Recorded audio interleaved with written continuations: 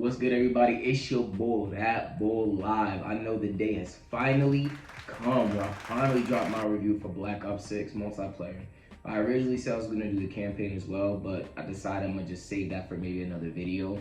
You guys let me know in the comment section if you feel that you want to hear my viewpoint on the Black Ops 6 campaign. But for today's video, we're going to focus solely on the multiplayer, because there's a lot of different areas I want to cover in as far as the multiplayer is concerned. And if you guys see me looking down sometimes, I've took a lot of notes about, my personal feelings, my personal opinions on the multiplayer. So if you guys see me looking down a little bit sometimes, because I want to make sure I get all this information I put here out to you guys in the best manner possible, all right? So welcome to my channel. If you're new here, welcome. If you're not, hey, welcome back. It's my first ever YouTube video, but I do have Instagram, I do have Twitch, I do love the live stream, so feel free to follow me at DatBoulLive on both of those social medias, you know what I'm saying? So it's like, who is this bull? Who is DatBoulLive? Why should I listen to what he has to say about Call of Duty? Why do I gotta listen to him, right? First off, I've been playing Call of Duty for a long time, right? In some cases, maybe before some of y'all may have been even born, between late 2000s, early 2010s, and on forward, starting from like the early Modern Warfares, Black Ops 1, Black Ops 2, so it's a long time. Talking about at least pushing 15 years of COD experience. So with that being said, a lot of how I feel about certain things with COD usually go back to those older days, right? And even when they started doing the jetpacks, I wasn't a fan of that. So I'm a big boots to the ground person, a big map oriented person, and a big time gun oriented person. So you're gonna hear a lot of that in today's review as far as that's concerned. So I wanna cover the topic of maps, I wanna cover the topic of perks, I wanna cover the topic of guns, attachments, wild cards, etc. So the first topic I wanna cover with you guys is the maps. How are the maps? Are they good maps? Are they bad maps? How are they laid out? Because when it comes to me personally, I think of two factors when I'm thinking of maps: the size and the layout of the maps.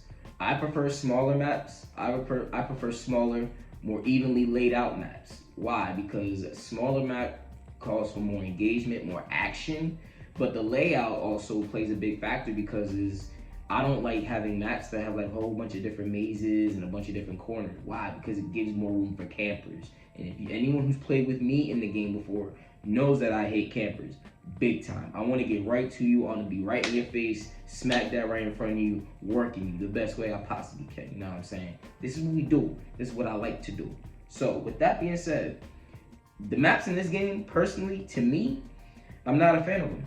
Activision could have did a much better job, especially coming from where they came from, how they've been doing the maps for 10, 15 years.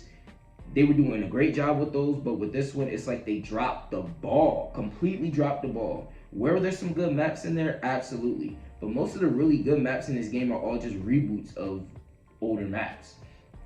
But the face-off section, that when the game first came out on October 25th, within the next few days, they came out with this section called Face Off, right? And the maps they have for Face Off, I actually loved them. Like the Stakeout, was it Pit, Warhead? Those were decent maps. Like they actually did a pretty good job with those. But as far as the regular maps are concerned, a lot of them are absolute garbage, to be honest with you. I thought Derelict is one of the most trashiest maps I've ever seen in my life. First off, I don't like the layout of the train in the middle. I don't like the layout of those houses on the side, because it gives way too much room for campers. Way too much room for campers, which takes away, in my opinion, and if it takes away in your opinion as well, you guys let me know in the comment section. Any map that makes room for campers on a high level, or the layout makes for campers on a high level, is automatically trash in my book, to be honest with you. Because like I said, I like to be up close and personal. I like to be in your face, you know what I'm saying? So they dropped the ball with the maps, I believe, in this game. I feel like the only way they could kind of save that right now is to start bringing back some of the older maps from your Black Ops 1, Black Ops 2. Like, for example, Firing Range. They already brought back Nuketown. I'm gonna get into that in a little bit. Your Firing Range, Nuketown, what else? Grind. Hijacked, if they brought it back, that would be great. Standoff, if they brought that back, that would be absolutely sensational. Because I feel like Black Ops 2 personally has some of the best maps ever, period, point blank period. Even some of the reboots from Black Ops 1 that they put in there, absolutely sensational. So I feel like that they really need to take that into consideration in the later updates, big time, because that's the only way that they're gonna save it with these maps. Because Babylon, Derelict, Red Card, absolute garbage. Stud, I wasn't a fan of that either. Like I said, there's too many. The layout is not great. Too many levels. Too many people like the head glitch in camp. I just can't stand it. You know what I'm saying? So, in overall, the maps just could have been way better. They could have did a much better job.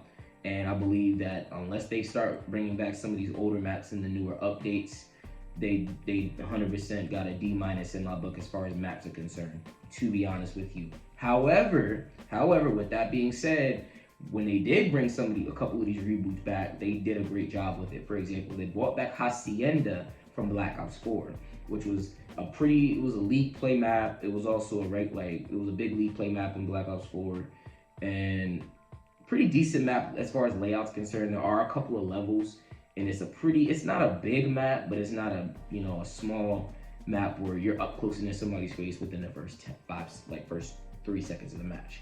But that was a good map that they brought back. They did a good job with that. Good job, Activision and Black Ops 6 for doing that.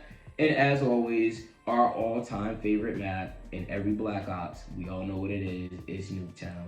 They did an absolutely sensational, and I repeat, a sensational job with that map. They did an absolutely sensational job with that map. And why do I say that? Because as soon as I walked into that Nuketown when it dropped that day, it gave me an old school Black Ops feel. And like I said, I've been playing COD for almost 15 years. So with that being said, it gave me such a nostalgia. It was such a nostalgia that came back to me when I saw that map. They did a great job with how they designed it, with how they made it look, the aesthetic, especially with the newer graphics. A plus in my book on Nuketown, right? So that's my take on the map. So what I wanted to cover in the second topic today is the perks and wildcard setup. So I love what they did with the perks system, how they give you the 3 perks, but they also give you, in one of the wildcard sections, called a perk greed, where they give you the opportunity to give you a 4th perk of your choice. And the other part that I like about how they set up the perks was that they set it into color-coded categories. And if you choose one perk from each perk 1, perk 2, and perk 3 in the same color category, they give you what's called a specialist bonus, which is an added boost into your gameplay for having these 3 perks in these color sections. So in your perk 1 group, most of those perks usually contain a lot of the old school perks. Like, for example, they have Dexterity, Scavenger, Ghost, Flak Jacket, Tac Mask, which are basically your most needed perks for sure in this game, especially Flak Jacket and Tac Mask. Why? Because for some reason in this particular, it hasn't been like this, like talking about it in the older CODs, but in this one in particular, I don't know why all of these scrubs out here want to just spam grenades and flashbangs and stuns all game, especially in the smaller maps, but it gets annoying. And it's good to have Flak Jacket and Tac Mask in your lineup for these situations. With that being said, I do want to highlight something very quickly. The Flak Jacket in this game. I run Flak Jacket on every class, and for some reason, I feel like it's kind of broken right now, where I've died to a grenade, like a random frag grenade in the air with full health with Flak Jacket. And I'm not sure if it has something to do with what's been circulating around about this skill-based damage deal. That I will probably cover in another video. But for right now, I'm gonna stick to the perks like I was saying earlier. Like I said, Tac Mask, Flak Jacket, great perks. Your perk one's gonna be your old school set or your old school perks. Now when we getting into the perk 2 perks, you're gonna start seeing perks that you may not have seen before, or they may have similar names but may not be the same as how you remember them. For example, one of the first ones I saw was the Assassin perk. So in the Assassin perk, anybody who's streaking in your match on the other team is gonna have a small indicator on your mini map. That way you can kind of flock to them a little bit quicker to try to get them off of their streaks, which I think is cool, especially if you're the type of person that likes to run and gun. It gives you the opportunity to be that one guy to mess up the whole flow for them. You know what I'm saying? So that's a great perk to have, especially in these situations, you know what I mean? For our meleeers out there, the people who wants to hit people with baseball bats or hit people with knives, this bruiser perk is probably for you. it makes that all your melee kills and your finishing moves earn an extra health reboost. And it actually gives you more score towards your own streaks, which I think is okay if you're a big melee person. I'm not a big melee person, so with that being said, I wouldn't use that perk personally, but if you're a melee person, it definitely is a good perk for you. You know, Dispatcher is a good one, especially if you're a person that likes running assist streaks, any of your non-lethal streaks like, Scout Pulse, UAV, counter UAV. Dispatcher is good for you because it gives you a reduced score for it, and you can also pile it on top of something in the next perk section, which is called Bankroll, which I'll get into in a moment. But Shadow basically makes sure that you just don't get tripped up by the mines and the blast traps and things like that. Basic perk setup, but so for perk 3 setups is going to be even more perks that you probably haven't seen before or have similar aspects to the perks that you may have seen in some of the older games with different names. So for example, there's a perk called Bankroll. Bankroll is basically a perk that gives you a 150 point boost towards your streaks. And if you have non-lethal streaks like UAV, counter UAV, Scout Pulse, you can pile that on top of your Dispatcher perk. That way you can get your UAV, counter UAV and maybe 1, 2, 3 kills. You know what I mean? Depending on how you have your setup, which actually is really good. But Bankroll works with any streak, whether lethal or non-lethal. So if you're the type of person that you want to be running and gunning and getting your streaks with the quickness, you want the Bankroll perk in your setup. And then they also have what's called a shrapnel radar. A shrapnel radar basically acts the same as, you remember, if you guys ever played the original Modern Warfare 3 from 2011, the recon perk, where if you hit anybody with a non-lethal explosive, like a flashbang or a stun, they all show the map indicators that helps your teammates out to get the enemies and things like that. And all of that good stuff. So that's a good one. If you love running recon, you love helping out your teammates, that's a good perk to have. The vigilance perk means you're immune to like your scrambler and your CUAV and the sleeper agent. I'm gonna get into sleeper agents in a little bit when I talk about some of the streaks that they have. Their gearhead perk is good for like if you like the booby trap care packages, if you're a big strategy guy, a big objective guy, and things like that. That's a great perk to have. Quartermaster is a good one, especially if you like having a lot of like your lethal weapons and your there's the tacticals like stim shot, flashbangs, etc. Those are great perks to have. So that's the basic gist of how the perks are set up in this game, and I actually like how they have it set up, like I said earlier.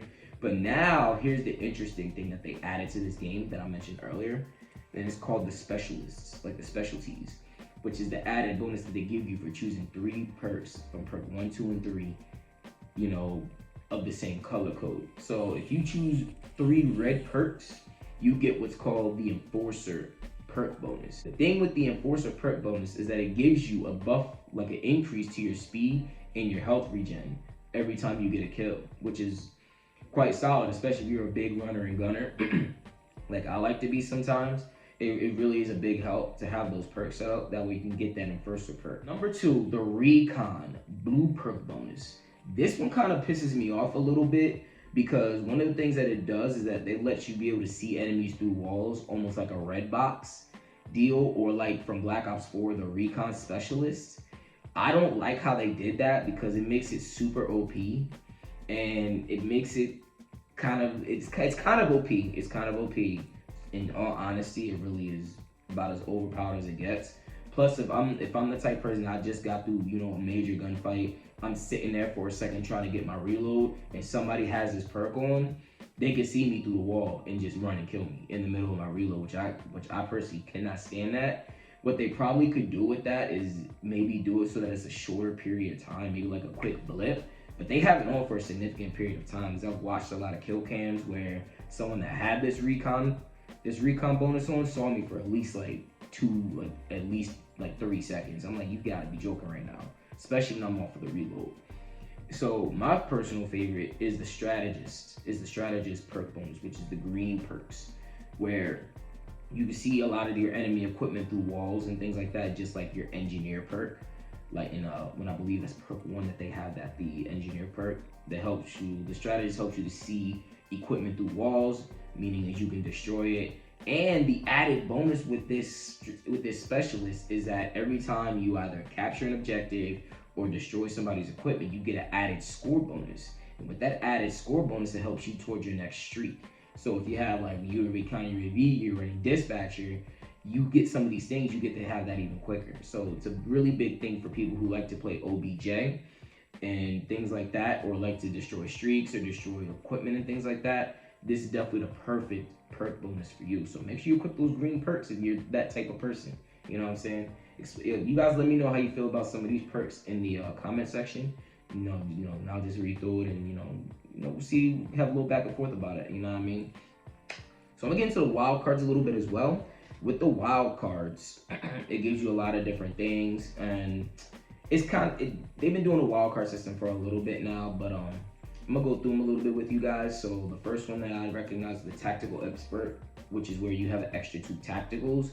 I feel like that wild card is really good to have, especially at the beginning when you don't have a lot of things going on. Having those extra perks or extra tacticals rather. For example, like I like running stem shot on all my classes. If I run a tactical expert, I have 3 stems instead of just the 1, and not having to rely on, say, the quartermaster perk to recharge my stem shots. So if I'm getting into gunfights consistently, I have at least 3 stem shots I can use if I run that one. Overkill, it's an old school wild card from way back. Old school wild card, a perk from way back, where you get to have an extra primary as your secondary weapon. You know, if you're the type person, say, who likes to snipe or whatever, and then want to get a couple, like if you want to go get an objective but you're a sniper, you can switch to maybe an SMG or AR and push up a little bit more. That's always good to have. Your gunfighter, like your gunfighter wild card, is good for you if you like having a lot of attachments on your guns. Me personally, I feel like they already give you 5 slots for attachments. I really don't think you need any more like that. If you are that type of person that needs 8 attachments, hey, that's all for you. But me personally, I think 5 is enough, because even the old school CODs, you really couldn't have any more than, say, 3. 3 attachments when you're gonna maybe 4 times. So 5 is not too bad. I think 5 is more than enough. But your danger glows gives you extra lethal if you like tossing C4s or grenades a lot. If you're one of them grenade spammers, that's probably the perfect perk for you. The prepper perk is not too bad either. It gives you 2 different field upgrades. Like for example, I use the ammo pack a lot. It helped me regen my any of my C4, my stem shots. Mostly since I love getting gunfights a lot, I like using stem shot a lot. So having that is very, very epitomal in my gameplay. Very, very big time. Not gonna hold you. So the perk greed. So I find this one quite interesting because of what I expressed earlier about the specialist, where if you have 3 perk 1, 3 perk 2, perk 3 in the same color, you get the specialist adaptation, the specialist bonus.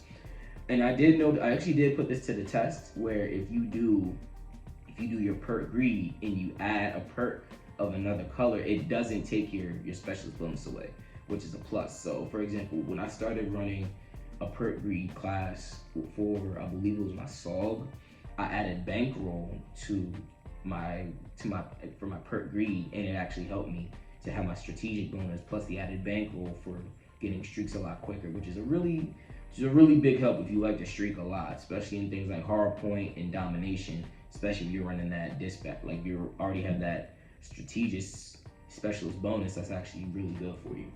So that's what I have for the perks and wild cards. You guys let me know in the comment section how your perk setups are, how you like them, your opinions on them, and maybe we can have a conversation about it. We'll talk about it. So the last topic I really want to cover today is the guns, the equipment, the attachments, right?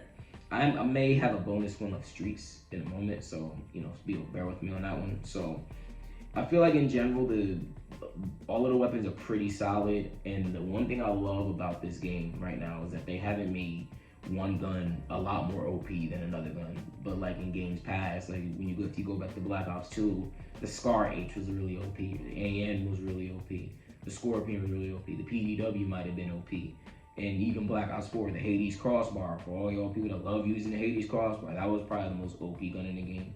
And the Cordite being that super OP, high mag SMG that you could shoot through 5 walls with. I like how they kept everything fairly even across the board. Starting with the ARs, they're all fairly reliable. I personally didn't like the XM4 when I first started, because I was like a hit marker machine for me. But as I started grinding it a little bit more, I realized that it was more of a, okay, so maybe I did have to do, maybe more of an attachment deal. I had to get the right attachments on it for it to start working for me. So it kind of grew into me a little bit. But if I had to pick like my personal favorite ARs, it would have to be the Krig, number one. And speaking of the Krig, before I get into anything else, they did have the season 1 just dropped not too long ago, so there were a couple added weapons in there that weren't available during the original launch of the game. And those two weapons are the Krig, which is an AR, and the Saw, which was a reboot of a gun from Black Ops 4. So going back into it again, back into the ARs, the Model L, which is like the old STG-44 from MW3 and Warzone, and also the Krig from the Season 1 Battle Pass have been my two favorite weapons. Why have they been my favorite weapons? Number one, because I love guns that are fairly accurate but pretty high in damage. So the Krig, they have slower fire rates than some of the other ones, but they're very accurate and hit a lot harder. Those are like some of my favorite type of guns to use, especially when it comes to ARs. And those two are my personal favorites. And I put those two together because the Model L was my original favorite until I started grinding out the Battle Pass, and then I realized how good the Krig was. So I feel like I might as well just put them both in there.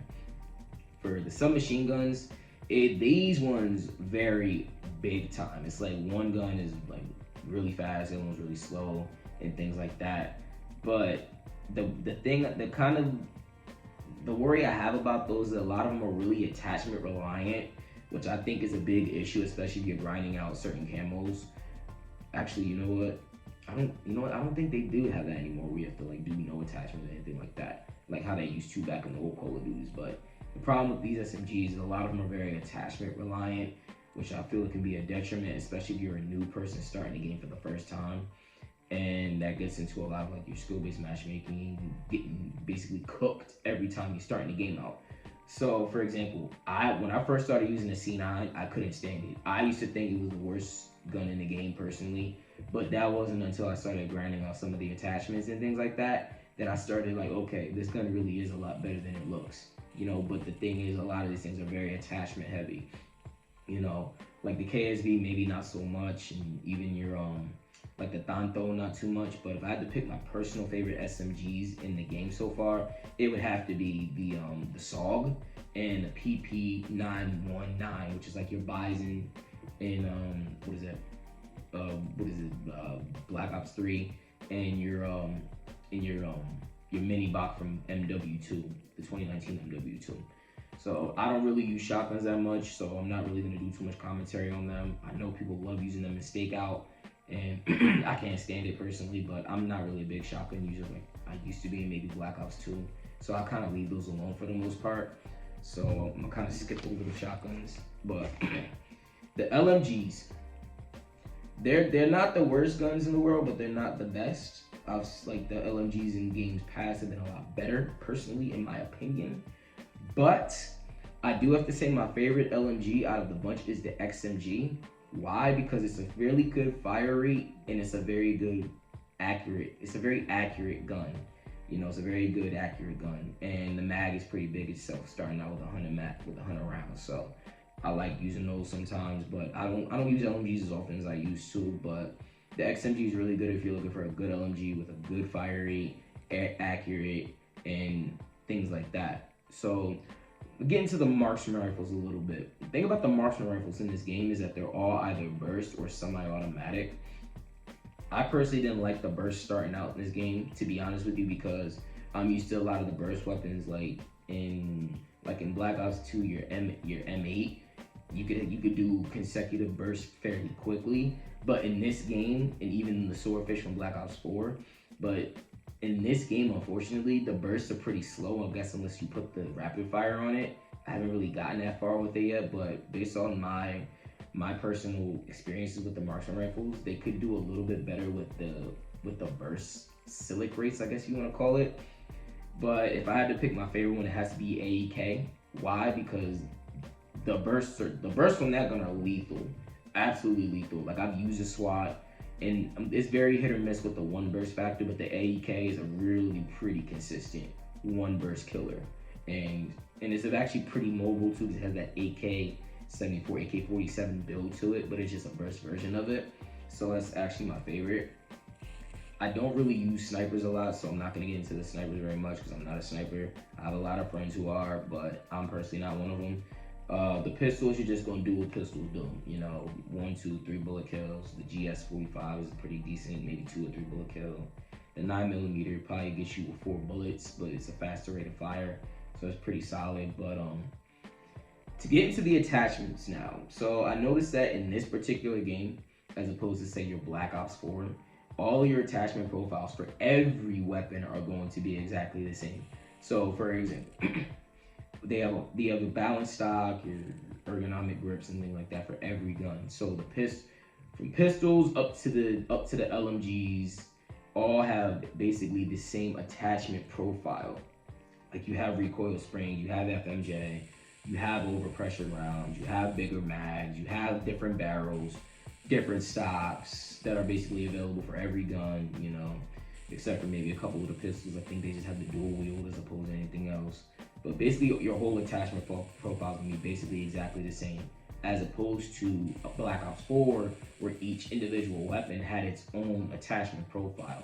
Some of them may have been similar to others, but for the most part they had different attachment profiles that you can use for it. I kind of like the across the board attachment profile because it makes things available for everything. Because I remember in Black Ops 4, I'm like, oh man, this gun would be so great if it had this kind of attachment. Oh, this gun would be great if it had stock available. Like the Rampart would be great if it had stock available. But now that they have all of these, you know, universal attachments, you can have these options now. So I'm gonna talk about streaks a little bit too. So your UAV, your counter UAV, your RCXD, you have all your basics, and then they pulled back some of the other streaks from older games, like they pulled the Chopper Gunner from the Modern Warfare series, they pulled the Napalm Strike from the early Black Ops series, they pulled the gunship. I don't remember the name of it off the top of my head right now, but basically, the Dreadnought. They pulled the Dreadnought back from Black Ops 4, the gunship, and I like the streak system, and they just came out recently with what's it called, the hand cannon. There you go. It's basically like a big old, it's like a Desert Eagle that one hit kills, almost like Seraph's the revolver that Seraph had in Black Ops 4. But the only thing I noticed in this game is that the amount of points you have to get for some of these streaks are a lot higher than they used to. For example, I believe a UAV now is like 550 points, where in times past you only need like 400 to get a UAV, or a counter is like almost 700 points now. You know, mind you, use like the dispatcher perk stuff to make it a little bit less, but off the jump it's really, you know, difficult, you know, even to get a UAV nowadays, especially with how some of the gameplay is. So you know, that's my personal opinions and feelings on the Black Ops 6 multiplayer. You know, I do like how they did the movement thing now, the Omni movement, where you can like slip slide, you know, slide into a like they brought back the dolphin dive and things like that. So I really appreciate how they did that with the movement. You could slide into a lane on the ground backwards. It's kind of like, I've seen some freaky deaky movement in this game, and I actually kind of like it. It gives more of a challenge. It gives more, you know, ways to get away and things like that. That was my review of Black Ops 6. Hey, let me know how you guys feel in the comment section. Let me know your thoughts. Let me know how you like the maps, how you like the guns, how you like the attachments. Maybe we have some of the same viewpoints. Maybe you're saying this boy doesn't know anything about it. You know what I mean? Maybe he's saying, hey, like, how you guys feel about it? You guys let me know in the comment section, and I will see you guys in the next video.